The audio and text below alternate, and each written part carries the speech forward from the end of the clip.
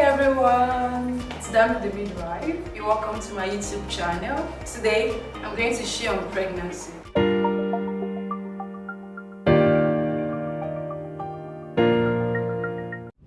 What is pregnancy? Pregnancy occurs when there is a fertilization of the egg, and we have different types of pregnancy. We have intrauterine pregnancy.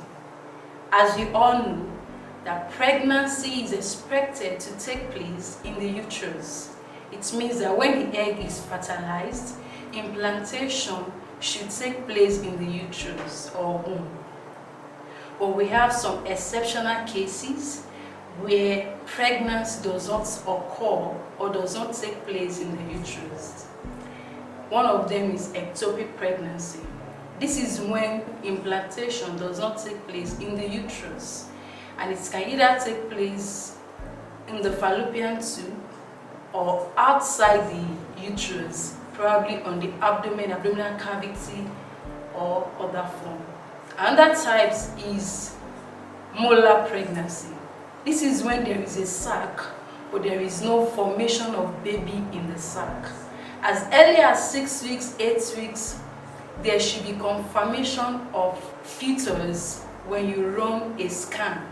But in cases like that, there is only a formation of a sac, there is no fetus in it. And in cases of ectopic pregnancy, pregnancy cannot survive outside the uterus. It has to be in the uterus. So in ectopic pregnancy, the woman experiences pain as early as 6 weeks, and at times it can lead to rupture pregnancy, and it can be life-threatening. So the mother will need to undergo a surgical procedure to remove it. And this is where we advise pregnant women, pregnant couples, that as soon as pregnancy is confirmed, please go to the hospital. Don't wait till you are 26 weeks gone, you are 13 weeks gone, or when you notice an alteration in your body or any form of pains. As soon as pregnancy is confirmed, and you confirm it with probably pregnancy test or a scan, registered in a licensed hospital, either private that is licensed, not where quacks operate, where they'll be using you for procedure to learn things. A licensed private hospital, a general hospital, a teaching hospital, or primary health centers. Primary health centers are affordable, cheap, and accessible in our community. Feel free to walk in to the hospital to check yourself. Another thing I want us to understand about pregnancy is, as couples or as couple to be, number one, you must detoxify every bad things you've had about pregnancy. Bad testimonies, negative experience you've had about pregnancy. Probably you've gone through the journey of pregnancy before, and you've had miscarriage, or you lose a baby, or you had stillbirth. I want to tell you that the father's desire is to see you get pregnant, go through the stages of pregnancy from first trimester, second trimester, third trimester, effortlessly, without any complications. So it gladdens the father's heart to see that his children are giving birth, they are replenishing the earth, they are multiplying, and they are giving birth to godly seed on the earth. So I want to tell you, firstly, that number one, detoxify negative things you've had about pregnancy. Detoxify negative things you've had about pregnancy. Renew your mind constantly with the word of the Lord. Gather scriptures in the Bible and confess them daily. I'm going to carry my baby safe until term.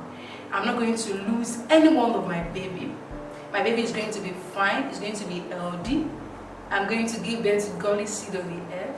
I'm not going to die during childbirth. My baby is not going to die during childbirth. No abnormality, no complications whatsoever. And should, in case you are dealing with fears, pains, horrible pictures of bad experience of how you lose a previous pregnancy, counter it with the word of the Lord. Pray. Listen to godly testimonies of people that has gone through pregnancy, and the Lord helped them through. If you remember the story of the children of Israel when they were in Egypt, you will see that God is so much intentional about the children of Israel when it comes to childbirth. Even when King Pharaoh passed a law that all male child should be killed, the Lord had a way of sending godly midwives to protect and preserve godly seeds being given birth by Hebrew women. This is to tell us how much God is interested in pregnancy, in childbirth. He doesn't want any of his child to die. He cares for them. Even those little fetus that is yet to be born, he cares for them. You also remember in Old Testament how that God sends his angel to the mother of Samson to tell him that he's pregnant, the name of the child will be this, will be that, will be this and that. This is to tell us that God is aware of when you conceived, when you're pregnant, and throughout the pregnancy journey, so he does not hate you. So number 2 is, as soon as pregnancy is confirmed, register at a licensed hospital. Not with quacks. I repeat, not with quacks. We've had stories of women who waited for like 5 years, 6 years before they got pregnant, and at the long run, they went ahead to register with quacks, with unlicensed people. They eventually lose the baby because appropriate measures were not put in place during the delivery of the baby. So please make sure you get registered at a licensed hospital. The third thing is, after you've registered, you'll be asked to go through some tests, physical examinations and laboratory examination. Don't be one of those women who will refuse to go through laboratory investigation just because they want to spend their husband's money. Like the husband has given them the money already and they want to squander it. So please go through your medical investigations, your blood group tests, your urinalysis, your PCV level, hepatitis screening, HIV screening, and the likes. Even your genotype. This will help you to prepare ahead of pregnancy and to know what to be prepared for. For instance, a pregnant woman that is hepatitis B positive needs to be aware and needs to be counseled on the need for hepatitis B immunoglobulin for the baby when the child is born before breastfeeding. Likewise, for example, a woman that is HIV positive needs to be placed on HIV treatments even in pregnancy to prevent the baby, to prevent transmission of HIV to the baby. We've had HIV positive women that go through pregnancy and their baby are not positive because they adhere strictly to their medications and their checkup. The other thing is, register for a virtual antenatal class. Gone are the days when you go to antenatal class and you'll be singing, oh, you know me, like, yeah, it's fine, it's good to sing, to exercise your body, but we've gone past that era. We are now in a digital world and you must be aware of everything that is happening in your body. Register for a free or paid antenatal classes. I also have a free antenatal classes for pregnant couples and a paid one too. It is a step-by-step class to guide you through pregnancy, childbirth, labor, and delivery. Please don't go through pregnancy without being educated, without being rightly informed. When you are properly prepared for pregnancy and childbirth, it gives you an edge. It makes you to be well prepared and to prevent any form of complications. It helps us to reduce maternal mortality rates. And by 2030, we want to have a 70 live births in 100,000 births. We want to reduce maternal mortality rate drastically in Nigeria. Nigeria is the highest leading country with high mortality rates, and this is why we want to educate our mothers to know much more about pregnancy. So please get yourself registered for antenatal class and be sure that you are involved in the class. Another thing is, pay attention to your body. When you are pregnant, anything does not go. Watch what you eat, what you drink, clothes you wear, food you take in, and where you sleep. A pregnant woman cannot afford to be bitten by a mosquito every now and then. She can't keep coming down with malaria because When a pregnant woman has malaria, she is at the risk of having preterm contraction or preterm delivery of the baby, which means that when a woman is down with malaria, she can easily deliver before her full gestational age. And this is why you should take your antenatal class. Very, very important. And the reason why we devise another means to educate women is because of our work schedule.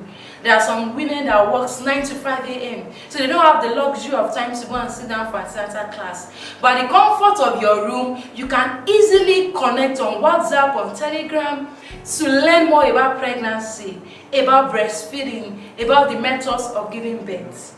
It is not in this era you'll be saying, I don't want to go through cesarean section, when there are indications to do so. We've seen educated people still saying no to cesarean section when they are being counseled to opt in for cesarean section. Probably the baby is too big, probably there is a fetal distress, baby is not breathing well, or probably there is light costing. They'll be like, no, I will deliver like Hebrew woman. My pastor already said nobody is giving birth through the knife. Well, please, we are in a more civilized world, and you should not take your health with levity. Please, cesarean section is not a crime. It's not that you are weak. As a matter of fact, cesarean section is a life-saving act for pregnant women and their baby. And this is why we encourage that you go through antenatal class to prepare you for indications like this. This and this is what you will see. This and this is why they will ask you to opt in for cesarean section. And you can even choose to go for elective CS. Like, I don't want to go through the labor process. I just want my baby to be out. It's very simple. Life is that simple now because of the gift of technology. Like, thank God for technology. So please, dear pregnant couples at home, listeners and viewers, I want to encourage us. Register for antenatal class. It's very, very, very, very important that you are properly educated and rightly informed about pregnancy. Another thing is confession. Make sure you engage in daily confession for your pregnancy. There is a medical saying that nobody knows the outcome of labor. Not even your medical doctor, not even your registered nurse or midwife. Nobody knows the outcome of labor. It means that a woman can be in labor for like 6 hours and you already emphasize that in the next 2 hours she's going to give birth. Anything can happen within the next 2 hours. The fetal heart rate may drop, may increase, there may be meconium stain, anything can happen. And this is why we encourage that you confess godly words on your baby. You confess godly words during childbirth, that you're going to give birth safely without complications. Yesterday, I listened to a story of a woman who was sharing her stories about childbirth. She said after she delivered, she could not walk for like 4 months. She was being seen by a physiotherapist who was teaching her how to walk again. So there are times that complications set in. But when you have channel words, prayers ahead, it makes your recovery to be faster and much easier. So dear mothers, dear Preggy dads, I want to encourage you to please attend antenatal class with your wife virtually. Another thing is husband involvement in pregnancy. Your wife is not the only one that got herself pregnant. So you need to be involved. You need to be part of the pregnancy journey. Like, be involved, be part of it. Even Jesus in the Bible, when he was born, the angel of the Lord had to speak to Joseph too. And he was aware that his wife was pregnant. So why will you be left out? You need to be involved. Lay your hands on your wife's tummy, on her bump. Kiss your baby. Pray for your baby. Confess godly words. Encourage her. Even when she cannot do something she has been doing before, encourage her. Don't say horrible words to her like, you are smelly, you are disgusting. Why can't you cook? Why can't you? No, encourage her. Pregnancy can be a mixture of two things for people. It can be a smooth ride, and for others, it can be the other way around. Encourage each other, be involved, be part of the story, be part of the journey. I trust God that the Lord will grant you a successful pregnancy journey, even as you get involved with your wife. Don't forget to subscribe on my YouTube channel, turn on your notification bell, so that when the next video comes in, you'll be the first to say thank you. Yeah, bye bye.